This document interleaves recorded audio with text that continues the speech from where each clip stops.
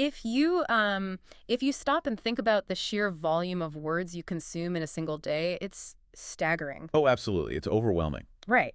I mean, emails, articles, endless social media feeds, maybe like a chapter of a book before your eyes finally give out.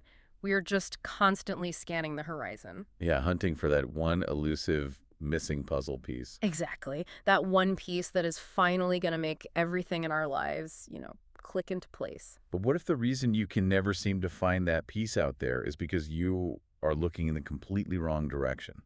And that is exactly what today's stack of sources forces us to confront. It's this highly uncomfortable truth that we have basically been outsourcing our own rescue. Yeah, we really have.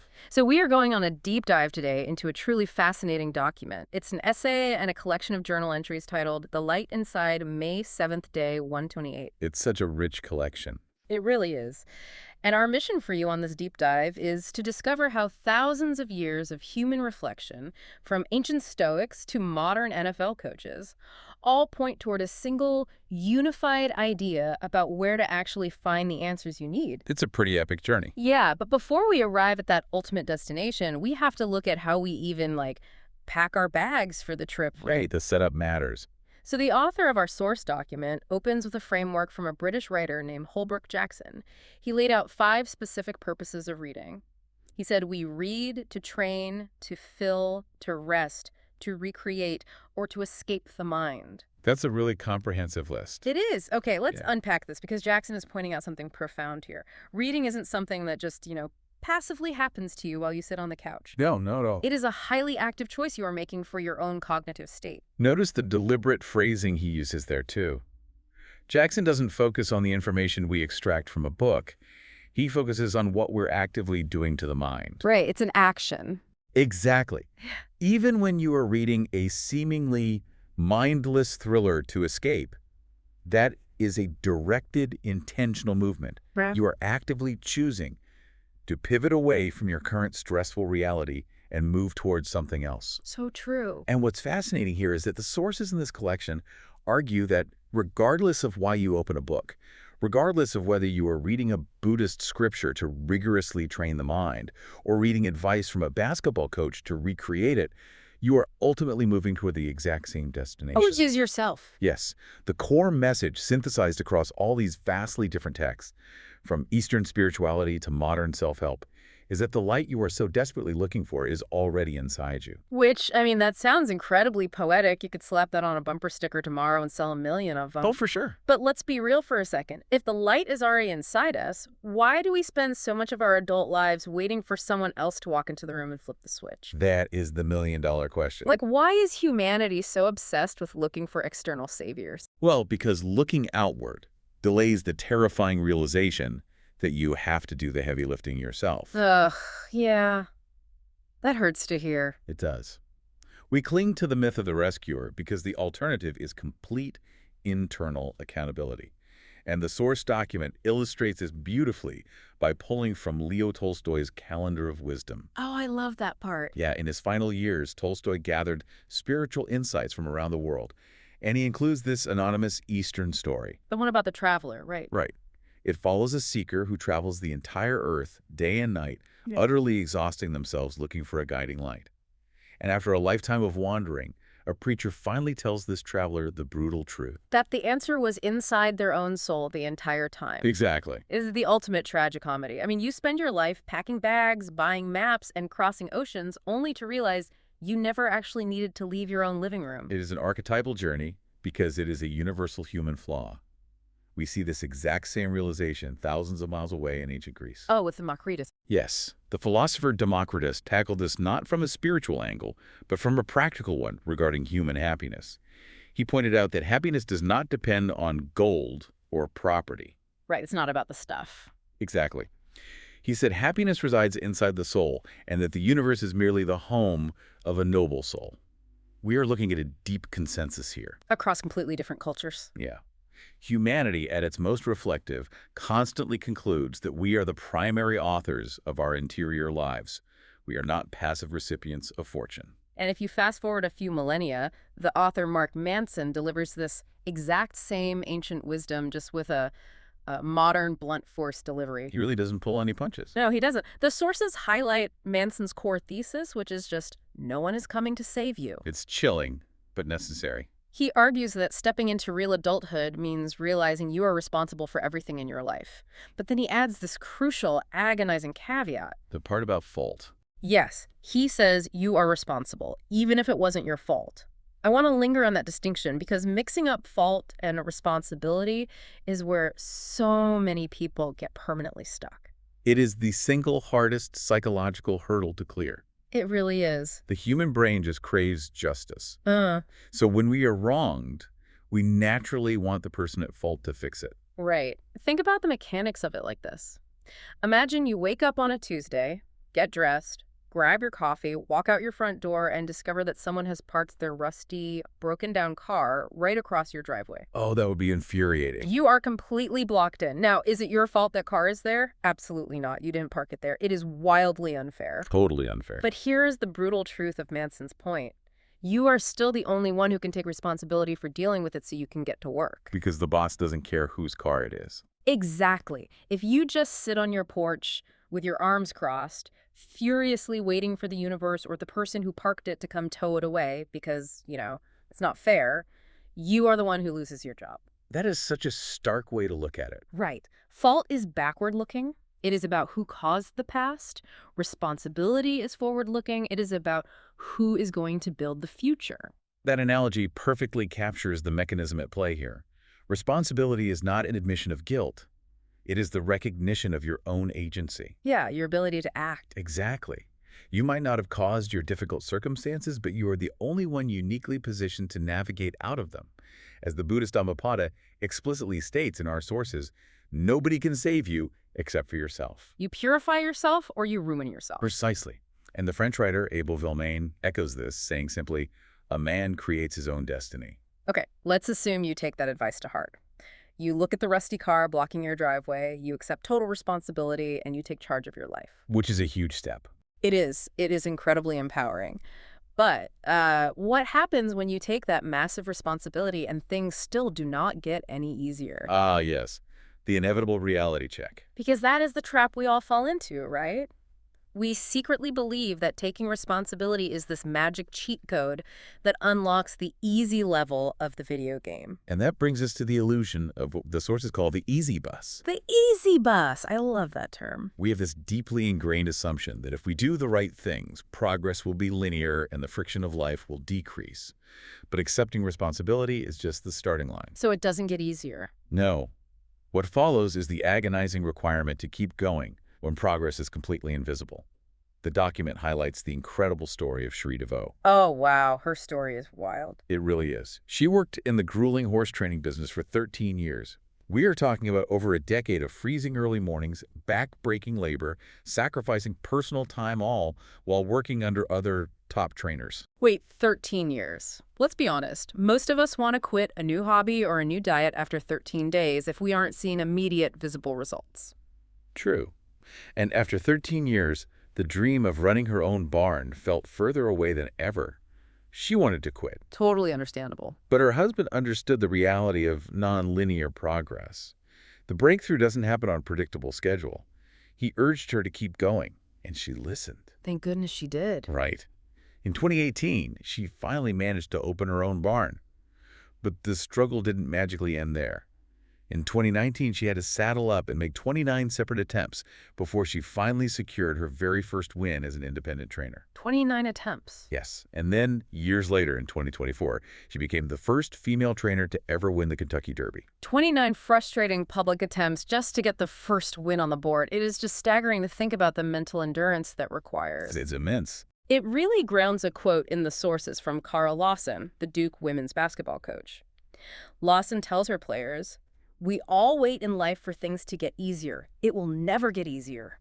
What happens is you handle hard better." That is such a profound shift in perspective. Okay, no, I have to stop you there and push back on this a bit. Okay, go for it. Because if I am working 80 hours a week trying to start a business, or I'm exhausted trying to raise a toddler, and someone looks me in the eye and says, "This will never get easier," my immediate reaction is to just give up. It sounds bleak at first. Right. Removing the hope that conditions will improve feels incredibly depressing. Why on earth is that supposed to be motivational? Well, it feels depressing if your entire worldview relies on optimistic delusion. Ouch. Fair enough. If we connect this to the bigger picture, false optimism requires external conditions to constantly accommodate you. It relies on the hill eventually flattening out, or the heavy backpack magically getting lighter. Which never happens. Exactly.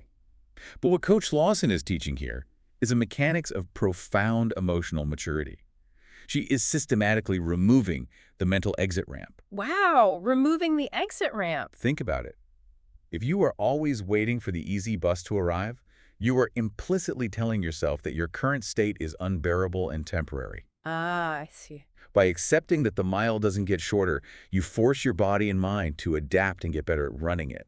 The challenge doesn't shrink. Your internal capacity expands to meet it. So the hope isn't that the world scales itself down to your current level of comfort. The hope is that you evolve into a more capable version of yourself. Precisely. And as Mark Manson notes in the text, we have to accept that many of our problems don't ever get fixed. You just learn how to live effectively despite them. Right, you build tolerance. Yes. Hmm. A child cries until the pain goes away. An adult learns to carry the pain without letting it dictate their actions or define their identity. That's a huge distinction. The legendary basketball coach George Raveling sums this up brilliantly in the notes. He said, "When we remove the struggle, we remove the growth." That hits hard. The goal of taking responsibility isn't to buy a ticket on the easy bus. The easy bus is a myth. The goal is to forge a stronger self. But here's the paradox of taking on that total internal responsibility. The heavier the burden you choose to carry, the more you realize you cannot carry it in a vacuum. No, you definitely can't. If the journey is going to be relentlessly hard and the hill is never going to flatten out, you have to interact with others to survive. You need a team. You need support. But who do you allow into your circle when the stakes are that high? The sources pivot here into a fascinating breakdown of the metrics of trust and character. Because the people you bring with you on a difficult journey dictate whether you survive it. Completely. The sources bring in Tony Dungy, the Super Bowl-winning NFL coach, who anchors his entire leadership philosophy in an ancient text, Proverbs 14.25. Which is amazing to me. Yeah, the proverb states that a truthful witness saves lives, but a false witness is a traitor. Dungy extrapolates from this that over the long haul, people fundamentally respect character far more than they respect accomplishments. Character over talent. Yes. Yeah. And the absolute bedrock of character is trustworthiness. Which is just a jarring thing to hear from an NFL coach, honestly. I mean, professional football is an ecosystem entirely obsessed with raw performance metrics. Entirely. Your combine speed, your passing yards, your physical output. But look at the mechanics of how a team actually functions under immense pressure. Dungy's experience proved that a cohesive team that implicitly trusts one another will consistently dismantle a team of individual superstar talents who cannot depend on each other. How does that actually look on the field, though? Think about a football play. If a quarterback doesn't deeply trust his offensive line to hold their blocks, his cognitive load skyrockets. He takes his eyes off downfield to check the pass rush. He hesitates for a fraction of a second, and the play is dead. Trust eliminates that friction. If you are spending all your mental energy double-checking, if your colleague, your friend, or your partner actually did what they said they would do, the system collapses. So the talent doesn't matter if there's drag. Raw talent cannot compensate for the drag of unreliability. That structural reality makes a quote from Naval Ravikant included in the notes feel like a dark mirror to Dungy's point. Naval says, if being ethical were profitable, everybody would do it. It is a brilliantly cynical observation. It really is. Most people simply follow immediate short-term incentives. True character, the kind of reliability that holds firm even when it actively costs you money or social status or comfort, is exceedingly rare. It's expensive to have character. Exactly. There is a beautiful Spanish proverb noted in the margins of this document. Con virtud y bondad se adquiere autoridad. With virtue and goodness, authority is earned. Here's where it gets really interesting, because in our culture, we often treat authority as something you aggressively grab, or like a shiny title someone hands you. Right, like a promotion. Yeah. But this proverb, combined with Dungy's philosophy, suggests that real, enduring authority accumulates quietly over time through a track record of reliability.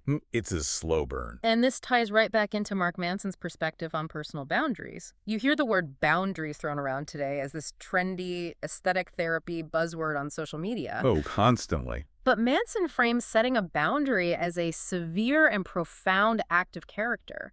It is the active refusal to pretend that something is acceptable when it fundamentally is not. A boundary isn't just a wall you put up.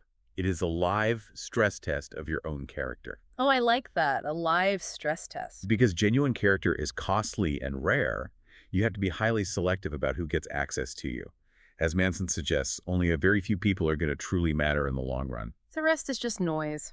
The harsh reality is that most relationships simply cannot meet the demanding conditions required to produce deep, reliable, zero-hesitation trust. This challenges you to seriously evaluate the metrics you use when choosing the people you hire, the friends you confide in, or the partners you invest your life in. Are you choosing them for their impressive resume and their superficial sparkle? Or are you screening for the rare currency of character? It is a heavy question to ask yourself. But it's funny, when we talk about setting boundaries, building character, or stepping into authority, our default instinct is to think about taking massive action. Doing more, right? Yeah. We think it means doing more, speaking up louder, constantly making our presence felt. But the sources take an incredible turn here, suggesting that true mastery and character are actually defined by restraint. Holding back. Exactly. It is often about what you deliberately choose not to do. The discipline of holding back. Mm. The text makes this brilliant, highly unlikely pairing between the martial arts legend Bruce Lee and the ancient Stoic philosopher Epictetus. That is such a wild combination. Right. Bruce Lee observed that the easy way is also the right way, and that the closer you get to true mastery in any art, the less wastage of expression there is. Okay. Epictetus, operating in a completely different millennium, advised his students, keep silence for the most part and speak only when you must, and then briefly. It is an amazing parallel. You have a guy famous for lightning-fast kicks on celluloid film, and a guy famous for wearing a toga in ancient Greece, and they arrive at the exact same mechanical truth. Do not leak your energy. They both understood that mastery expresses itself through reduction, not accumulation. Subtracting, not adding. The amateur adds, the master subtracts. To illustrate this, the sources include a wonderful parable from the spiritual teacher, Anthony de Mello. Oh, the one with the governor? Yes. A master and his disciple are traveling through a region, and a local governor mistakenly identifies them as a highly anticipated welcoming party. He assumes they're VIPs. Right. The disciple immediately speaks up and enthusiastically corrects the governor's misunderstanding, claiming he is just trying to be honest. Like, oh no, you got the wrong guys. Exactly. But the master remains completely silent throughout the exchange. Later on the road, the master explains to his disciple that the truth-telling wasn't about honesty at all. Oh, wow. The disciple's ego simply couldn't handle the anonymity, and he inserted his voice where it wasn't required or helpful. That story is a direct attack on how we live today. It really is. I mean, we are constantly incentivized and rewarded for breadth. We feel this burning, anxious need to chime in on every single trending topic, to jump into the comment section to clarify the absolute truth. The urge to correct the record. Yes. If someone is wrong on the internet, we view it as our moral imperative to correct them. So how do you actually practice this kind of restraint when the impulse to speak is so strong? This raises an important question, and it acts as an internal filter you can use right now. Okay, what is it? When you feel that desperate, visceral urge to correct someone or interject your opinion, pause and ask yourself, is this actually for their benefit, or is it for my own vanity? Oof, that's a mirror. Am I truly trying to help the situation, or am I just trying to publicly prove that I know better? The master in the parable knew that sometimes the most generous, helpful, and disciplined thing you can do is just let the moment pass without leaving your fingerprints on it. Our sources included a brilliant concept from John C. Maxwell about the difference between utility and beauty in communication. Oh, that's a great point. Maxwell noted that clarity without beauty is just utility. If you are just blurting out technically correct facts in every conversation, you aren't communicating. You are just acting like a human Wikipedia page. Just dispensing data. Right.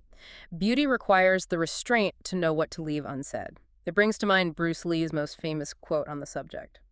I fear not the man who has practiced 10,000 kicks once, but I fear the man who has practiced one kick 10,000 times. That is the ultimate warning about the danger of breadth versus depth. Going deep instead of wide. Yes. In a modern landscape that constantly praises you for knowing a little bit about everything, for having 10,000 shallow opinions, true, unshakable power belongs to the person who has gone all the way to the bottom of one single thing. The master. The expert doesn't waste physical movement, they don't waste syllables, and they certainly don't waste their limited energy on the 9,999 kicks that do not matter. So what does this all mean? It's a lot to pull together. It is. We have covered some massive, seemingly disparate concepts today. We have the brutal reality of inner responsibility, the necessity of handling nonlinear hardship, the rare currency of trusting teams, and the quiet discipline of holding back. A lot of heavy lifting. Yeah. How do we actually weave these distinct ideas together in our day-to-day lives? The source document provides a visual roadmap for this, called the Diagram of Convergence. Like a web. Imagine a vast web connecting all these ideas. Right in the center, acting as the central keystone holding the entire architectural structure together, is the fundamental belief that salvation is inside you. Which brings us right back to the beginning. Exactly. If you do not truly internalize that you are responsible for your own rescue, none of the other principles we discuss will mechanically work. Because if I am fundamentally waiting for someone else to tow the car out of my driveway, why on earth would I endure the grueling, non-linear struggle of someone like Shuri DeVoe? Right, there'd be no point. Why would I put in the exhausting work of building character and setting boundaries if I am not taking ultimate ownership of my future self? Exactly. The entire mental framework collapses without that keystone. But when you finally accept that radical responsibility, it completely shifts your psychological orientation to the world. How so? The management thinker Peter Drucker is cited here with a paradigm shift. He noted that most of us spend our lives trapped in one of two modes, worrying about our survival or obsessing over how to be successful. That covers about 99% of people. Right. Drucker argues we need to abandon both and start wondering how to be useful. Break down the psychology of that for me. Why is shifting from success to usefulness such a massive leap? Think about the core drivers of those three states. Survival thinking is entirely rooted in fear. It is reactive. Okay, that makes sense. Success thinking is rooted in ego. It is comparative. When you are trying to be successful, you are constantly measuring your progress against someone else's highlight reel, which generates endless anxiety. It's exhausting. But usefulness thinking is entirely relational. It removes the ego. It simply asks the room, what does this specific situation need from my unique skills right now? It takes the spotlight off your own anxiety and shines it on the work itself. Yes. And when you finally focus on just being deeply useful, a fascinating byproduct emerges. Fred Rogers, the beloved Mr. Rogers, observed that the most genuinely successful people he ever met all shared one trait. Obvious delight. Exactly. They had an obvious delight in what they did. It wasn't about worldly acclaim. They just fundamentally loved the craft, and they loved practicing it in front of others. It's beautiful. It brings everything full circle back to Shuri DeVoe. She didn't survive and win the Kentucky Derby just by angrily gritting her teeth and suffering for 13 years. No, you can't white-knuckle it for 13 years. She won because beneath the hardship, she genuinely loved the horses. She found delight in the cold, unglamorous daily work. Delight and usefulness are not the opposites of rigorous discipline. They're exactly what discipline eventually turns into if you pursue it honestly and for a long enough time. Wow, delight is what discipline turns into. When you stop performing for the hollow metric of external success and you finally stop sitting on the curb waiting for the easy bus to arrive, you can direct all of that wasted mental energy into the craft itself. Which brings us to the end of our journey today. We opened this deep dive with Holbrook Jackson's 5 reasons for reading to train, fill, rest, recreate, or escape the mind. Right. But looking at the massive arc of all these diverse sources, the author of our document points toward an unspoken, profound 6th reason. We read to remember what we already intuitively know. That's the real power of it. We read to remember what the Eastern mystic found at the end of his journey, what the Stoic philosopher concluded in his silence, and what the exhausted trainer who failed 29 times knew when she saddled her horse for the 30th attempt. The light was always inside. We just needed to turn enough pages and hear enough voices to finally find our way back to it. And as we close out this analysis, I want to leave you with one final practical thought to mull over. Let's hear it. If you accept the core premise of this entire collection, if you look in the mirror and truly accept that no one is coming to save you, and that the easy bus is never ever arriving, what is the one specific thing in your life right now that you need to stop waiting for and start taking responsibility for today? A heavy but necessary question to carry with you this week. Thank you so much for joining us on this deep dive. Keep reading, keep seeking, and remember to carry that light forward.